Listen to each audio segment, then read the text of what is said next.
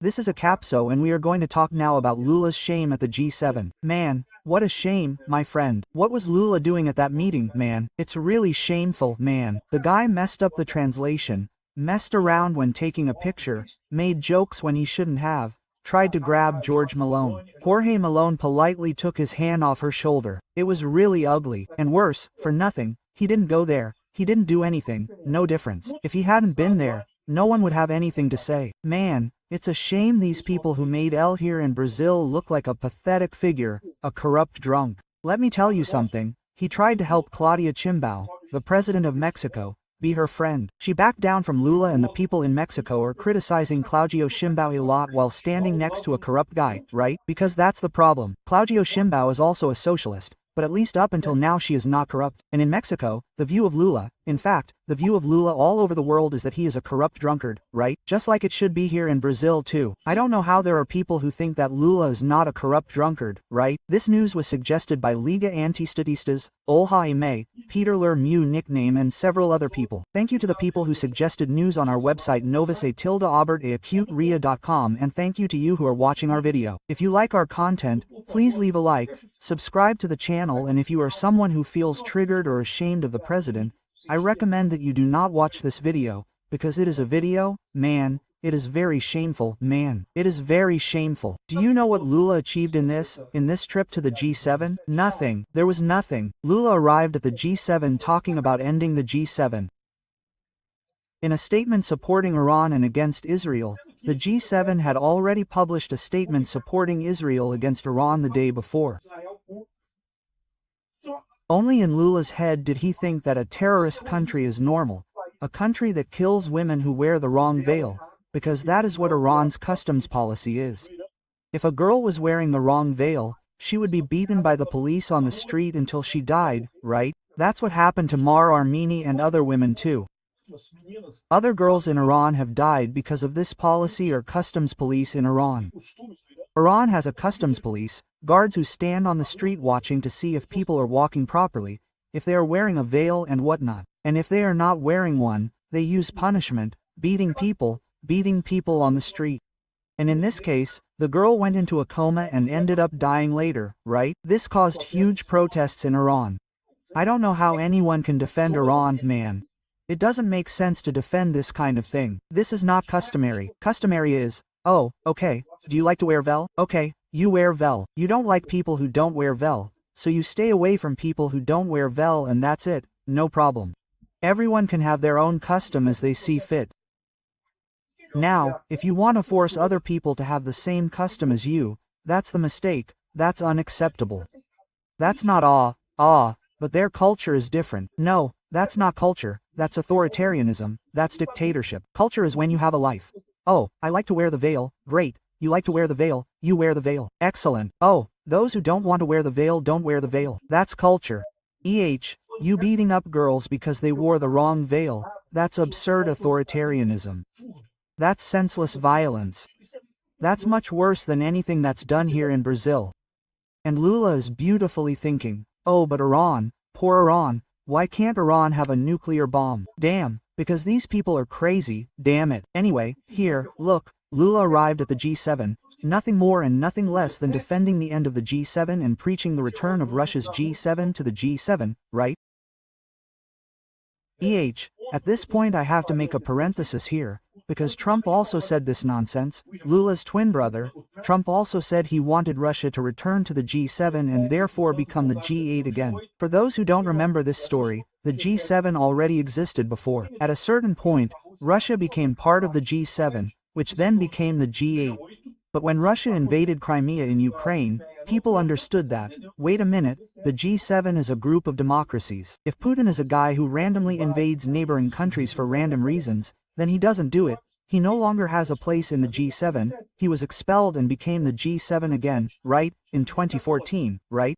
Then Trump came up with this idea that Russia should never have been expelled from the G7 because we had a place to talk.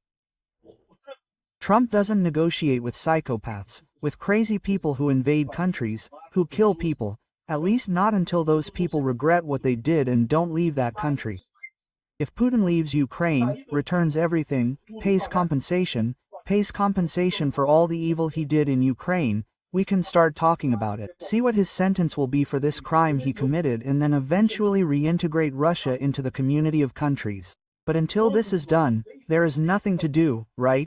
Anyway, but then Trump's twin brother, LULA, said he also wanted Russia back, because he likes Russia, right? Well, there was an expectation that LULA would not talk to Zelensky. That meeting did not happen. Zelensky left the G7 quickly because what Zelensky wanted at the G7 was to talk to Trump, just as Trump left the G7 faster also because of the war between Israel and Iran. We talked about this in yesterday's video on the Mundo M Revolução channel. I have been making daily videos on the Mundo M Revolução channel, both about the war in Ukraine and about the war in Israel. So I will leave the links here in the description of this video about these wars, these daily videos that I make.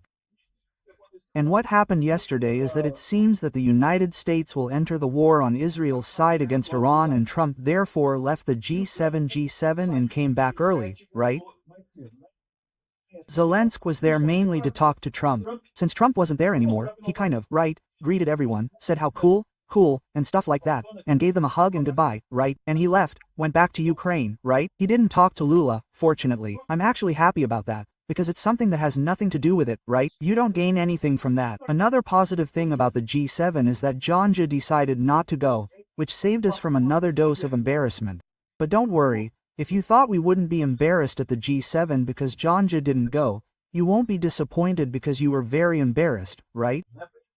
To start with, there was the moment here when LULA couldn't put on his translation equipment and, since LULA doesn't understand a damn thing about anything, they had to stop the entire G7 meeting while LULA waited. Here's Carney, who is the Prime Minister of Canada, waiting. LULA managed to stick something in his ear, there, because of the translation, right? Here, let me turn on the sound of this tab so we can embarrass ourselves together here, right? After all, embarrassing ourselves alone is boring, right?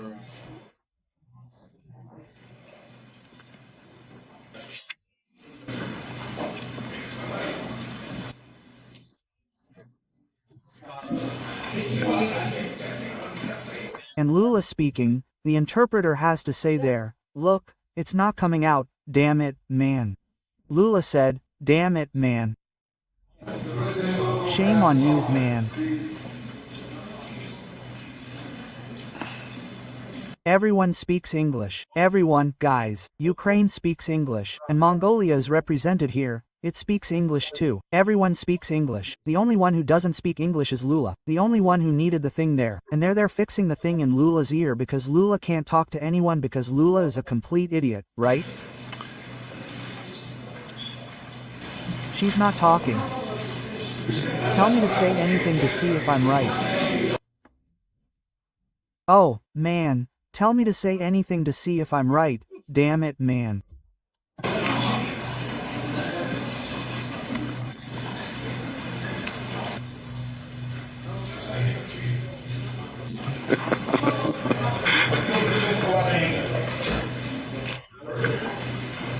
Yeah.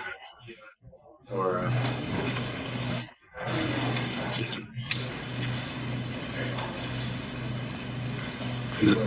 Very low, very low. Okay.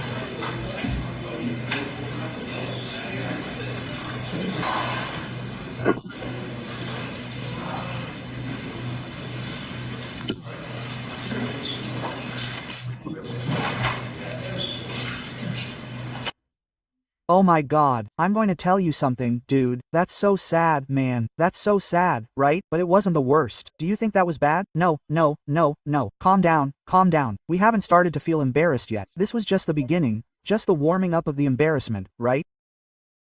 Then there was Claudia Sheinbaum who let herself be grabbed by LULA here. The people in Mexico are complaining, saying that Claudia Meloni did the right thing. When LULA tried to grab Claudia Meloni, Claudia, oh, no, not me. Get out of here, don't get me, my friend. Get out of here. Here, the people in Mexico are complaining a lot that the ex-convict from Brazil, Lula da Silva, published something talking about Claudia Sheinbaum. The people criticizing Claudia Sheinbaum for having given Lula the opportunity to meet with her there, because it looks bad, man, for you to go out with a corrupt drunkard like that, hugging you and stuff. A guy who supports Venezuela, who supports Nicaragua, who supports Putin, who supports everything bad in the world. You ruin your reputation, man. You ruin everyone's reputation. Not even a woman from Mexico wants that kind of thing, right? There was also this other one here to complement the story when it was time to take an official photo. A really beautiful place there in Canada, okay? This place here really is Kananatsky, Kanask.